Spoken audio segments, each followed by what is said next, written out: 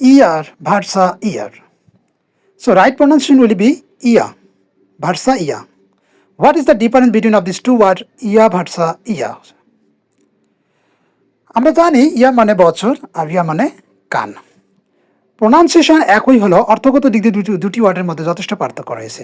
We can realise the difference between of this two word by some example. আমরা উদাহরণের মাধ্যমে দুটি ওয়ার্ডের মধ্যে পার্থক্য বুঝতে পারবো। যেমন ওয়াই ইয়া ইয়া ইয়া মানে বছর।